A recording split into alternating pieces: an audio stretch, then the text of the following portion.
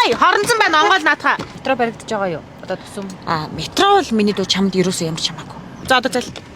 Ой, яна уучлаарай. За. Талах хэдэн төгрөгтэй байгаа вэ? Нэг 650 гэж байгаа ах та. За, нэг ширхэг памперсны үнийг хэлээд өгөөч та. 200. Ааха. За, 1 литр сүүний үн. 1000 төгрөг л гэж байгаа шүү дээ. Ааха. Автобус одоо хэдэн төгрөг явж байгаа вэ? Хамаагүй. 200 л гэж хэлсэн баг та. Би нэг уржигдэр автобусаар явсан. Машин явдггүй өдөр гээд. Тэгсэн чинь нөгөө жолооч нь намайг таниад сүйд та яахаа мөнгө төлөхгүй шууд орчих гээл тэгжсэн. Тэгээ ер нь 200 байсан санагдаж байна. За, гүшүнэ энэ. За, уучлаарай. Та за.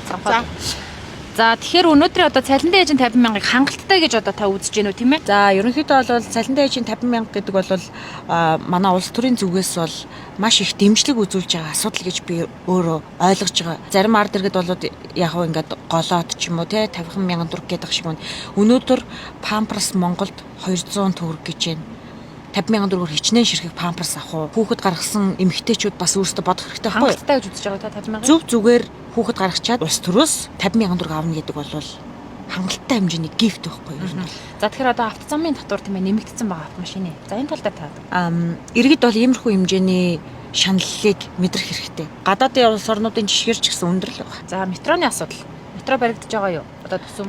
Метро бол миний дүү чамд ерөөсөө ямар ч хамаагүй. Чи угаасаа нэг метрогоор явахыг ч өөрөө бас нэг амар хүсдэг царайтай биш юм бэ. За, таны энэ унж байгаа машин одоо ямар төрөв? Одоо хэдэн төгрөгийн өртөгтэй үнэтэй машин бэ? Наадах чи миний дүү энэ одоо танаа энэ сайтын одоо асуулт хариултаа ямар ч хамаагүй асуудал ш. Гэхдээ яг хөө нэг 130 сая л юм да. Та хэдэн одоо автомашинтай вэ? Benz, G-Class, Rolls-Royce, BMW. Нийлээд нэг 16 машин л байна да. За, одоо хаврын чуулган хуралдаж байгаа одоо яг эд ажлын энэ үеэр одоо энэ ажлын цагаар та энэ газар яг юу хийж яваа лээ? Ямар ажил та явж байгаа юм та?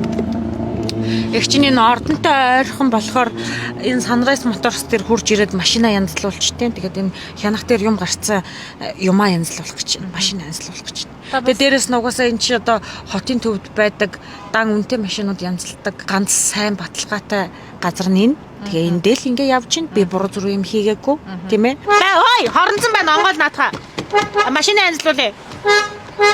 За одоо зал. Ой, яна уучлаарай. За. За, Улсын хурлын гишүүн Хоромзонгоос өнөөгийн нийгмийн байдлын талаар тодорхойлох мэдээллийг авлаа. Баярлалаа.